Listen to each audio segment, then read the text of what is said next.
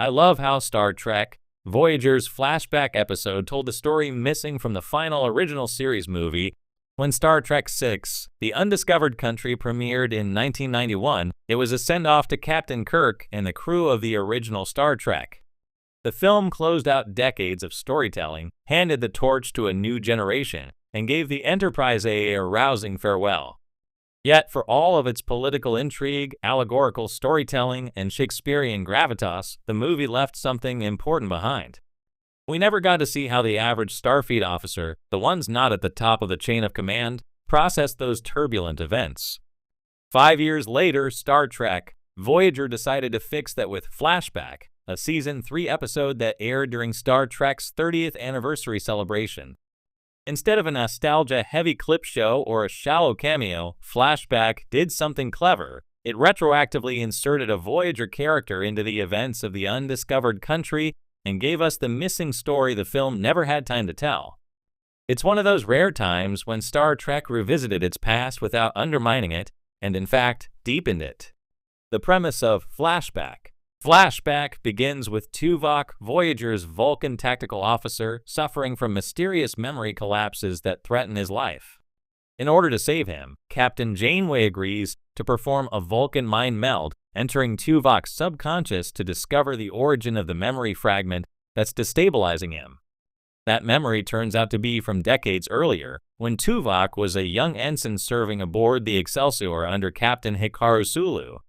Suddenly, Voyager jumps back in time, not physically, but psychologically, letting Janeway and the audience see the events of Star Trek VI unfold through the eyes of Sulu's crew. It's an ingenious setup because it not only tells us more about Tuvok's past, but it also gives us an entirely new perspective on a classic film. The movie followed Kirk, Spock, and the Enterprise crew as they unraveled a conspiracy threatening peace between the Federation and the Klingons. But Flashback shows what those events looked like from another starship entirely, one that was ordered to pursue the Enterprise when it fled after Kirk's arrest. Why Voyager needed this episode? By its third season, Voyager was still trying to define itself in the shadow of the Next Generation and Deep Space Nine. Unlike those shows, it was stranded far from the Alpha Quadrant, cut off from familiar characters and conflicts. The danger of that premise was that Voyager might feel disconnected from the rest of Star Trek's history. Flashback solved that problem in one stroke. By tying Tuvok's backstory to Captain Sulu and the Excelsior, it anchored Voyager firmly within the canon of the larger franchise. This wasn't just a cameo stunt, it was a way of saying, yes, these characters are part of the same universe you've loved since 1966. And unlike the other 30th anniversary episode, Deep Space Nine's brilliant trials and tribulations, Voyager's Flashback didn't just revel in nostalgia. It expanded the meaning of the Undiscovered Country by giving us a perspective that movie audiences never saw. The missing story from the Undiscovered Country. In Nicholas Meyer's The Undiscovered Country, Sulu is captain of the Excelsior, though his role is fairly minor. The film opens with the shockwave from Praxis nearly crippling his ship, and later, he briefly aids Kirk by providing crucial intelligence about Klingon movements. But after that, Sulu largely disappears from the narrative until the ending, when he helps save the day at Khitomer. What the film never explored was what happened on the Excelsior between those moments. How did Sulu and his crew react to the idea of chasing down the Enterprise, one of their sister ships, after Kirk was accused of assassinating the Klingon Chancellor? How did his officers feel about being ordered into a politically fraught situation where loyalties and ethics were murky? Flashback fills in those gaps.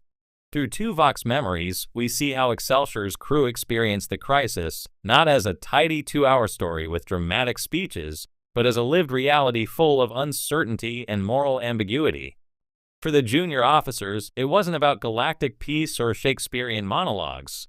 It was about following orders, surviving a Klingon ambush, and trusting a captain who believed Kirk might be innocent.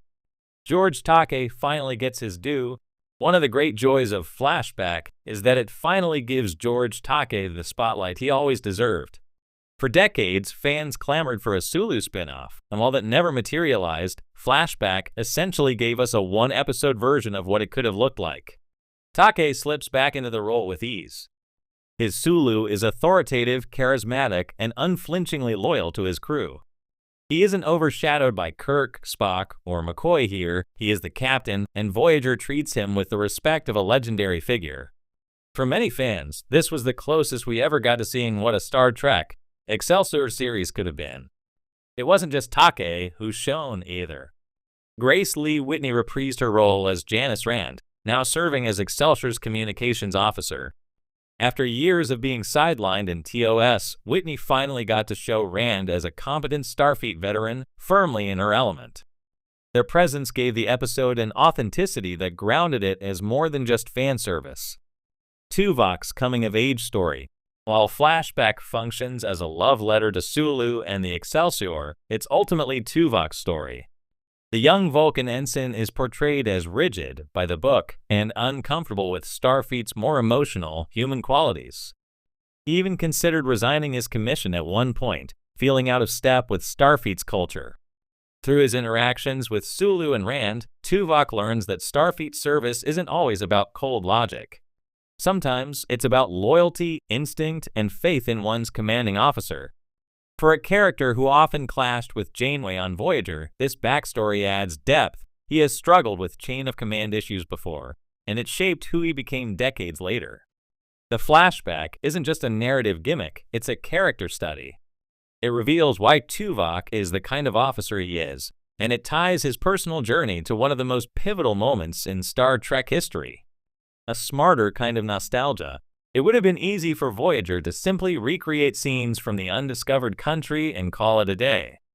Instead, Flashback offers a subtle commentary on how history is remembered differently depending on one's perspective. Kirk's story was about grand ideals and the fall of old prejudices. Sulu's story, seen through Tuvok's eyes, was about the day-to-day realities of navigating uncertainty. Both are true, but one was missing until Voyager filled in the blanks. This is the best kind of nostalgia, the kind that adds meaning rather than just rehashing. Where Deep Space Nine's trials and tribulations celebrated the joy of Star Trek's past, Flashback interrogated it, expanding on what was left unsaid. Together, the two episodes provided a perfect balance for the franchise's 30th anniversary. Why Flashback still matters. In retrospect, Flashback feels like a bridge episode, not just between Voyager and the original series, but between the ideals of old Star Trek and the serialized complexity of the later shows. It respected the canon while also acknowledging that stories are never complete until all perspectives are told. In today's era of Star Trek, with strange new worlds revisiting classic characters and eras, Flashback feels especially ahead of its time. It showed that revisiting the past can be more than fan service. It can deepen our understanding of beloved stories and characters. For fans of Sulu, it was a long overdue,